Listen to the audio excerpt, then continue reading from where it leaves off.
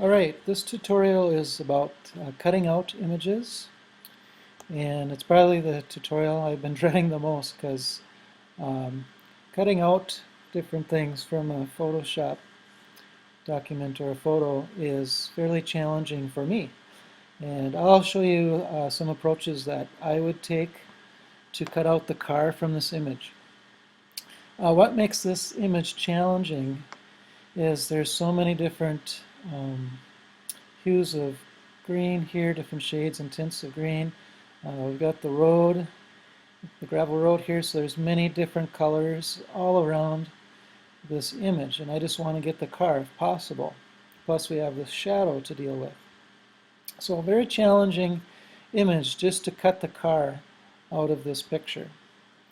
To set this up, what I would suggest when you're doing a cutout is to create a new layer and put that below the image that you are cutting out.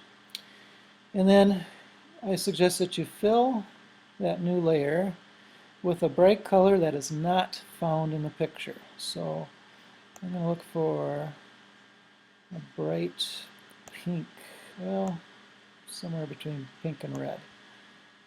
Nice. That color might be in the taillight, but I don't think that's going to be a problem. A little bit darker.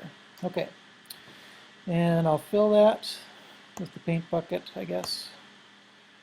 I could have also filled it by going to Edit, Fill, and I could have chosen foreground color, which is the top color in my color chip. Okay, let me cancel that. So in my layer palette, I have my solid color here, and my image there.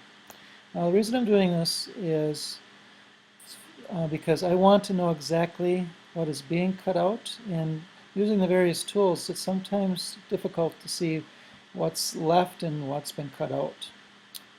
Alright, I'm going to start with the eraser tool. Now the background eraser tool and the magic eraser tool are pretty useful, very effective, but it becomes much more time involved, and so I would recommend just using the eraser tool for now.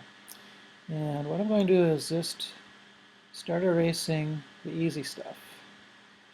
Some people will save this for the last step. I'm going to make it the first step. Do the easy stuff first.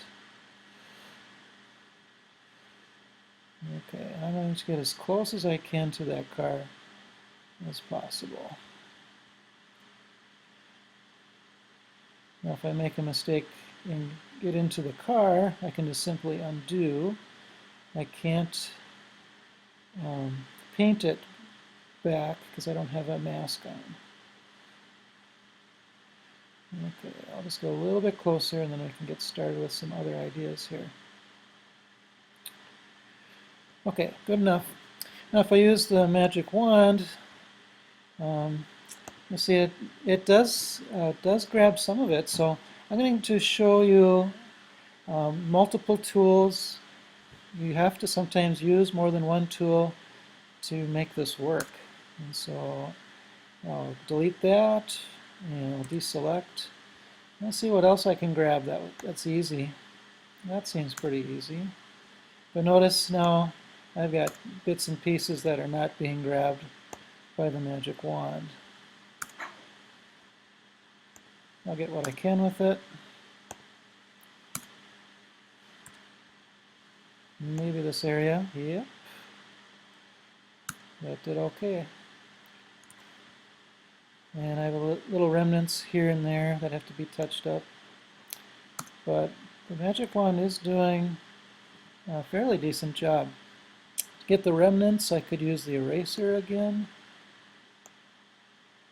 Get a little closer. I could zoom in too. I could use the magnifying glass or the zoom tool. Get a little bit closer. So it is a process to make a good selection, and I would not claim that I am really good at doing cutouts. Like I said, I kind of dread doing cutouts. It's harder than it looks, at least it is for me.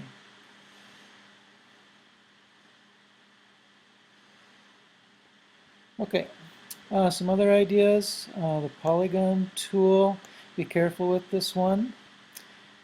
because if you stray outside of the box, it's sometimes tough to turn off. And what I'm doing here with the polygon tool is I am just trying to follow the edge of the roof. And I'm clicking about every quarter inch.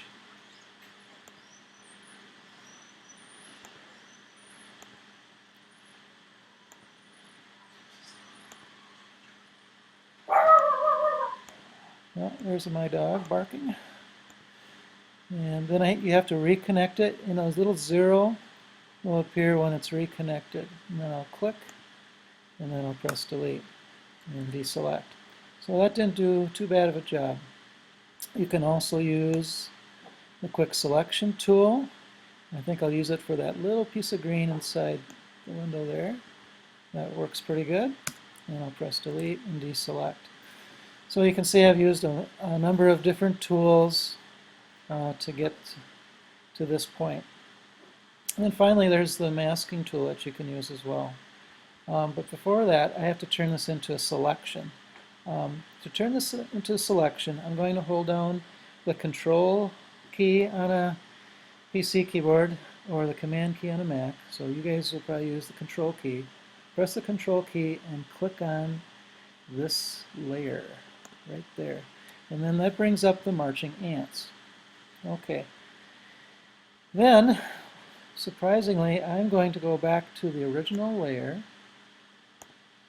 and I'm going to hide what I was working on, bring that below, if it will let me here. Okay. And I'm also going to bring my pink layer below. Alright. And the reason I'm doing that is I'm going to use a mask now, and that's another way to select. So I'm going to click on this layer, and I'm going to click on the mask. Okay. And that brings me kind of back to where I was, but now I can use the power of the masking function, and I can use the color chips to paint and to get a little more finer detail. So, for instance, oops, I didn't want to do that. Hang on. But I can use, well, I should make a mistake. So here's a mistake, and I can use the masking tools here. I can use the color chips to paint that back. So here's the reason why I'm switching to masking, because I can undo my mistakes that way, or use undo. But I like using the masking tools as much as possible. So you can see I am now getting a little bit more finely tuned using the masking ability of Photoshop.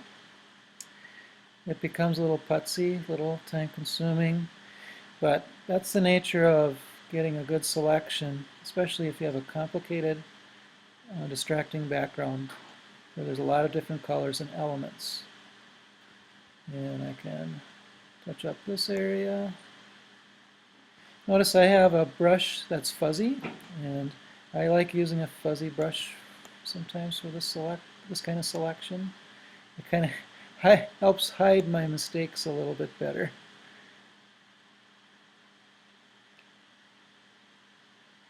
Okay, and there's no reason why you can't bring the other tools back too.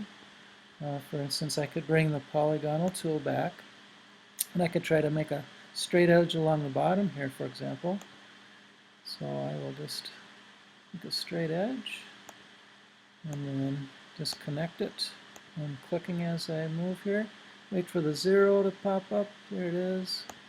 And then I can press delete. Oops.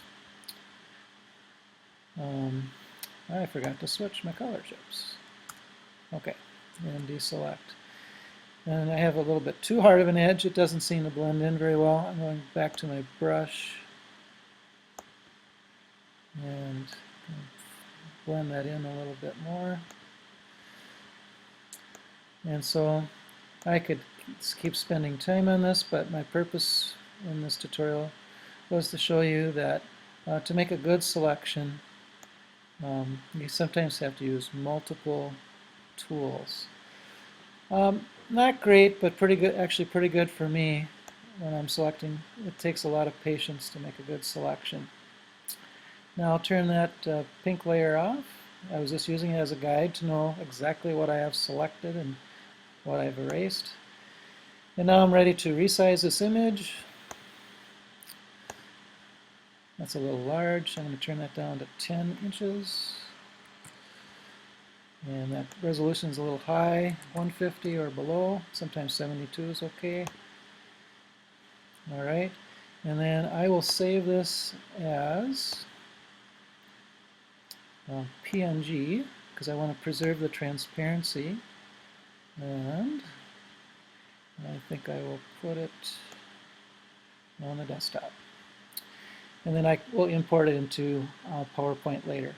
So it's a quick run through on how to do cutouts. Remember, it takes a little bit of patience. Try different tools, multiple tools, and also consider adding the masking ability in Photoshop as well. All right, good luck.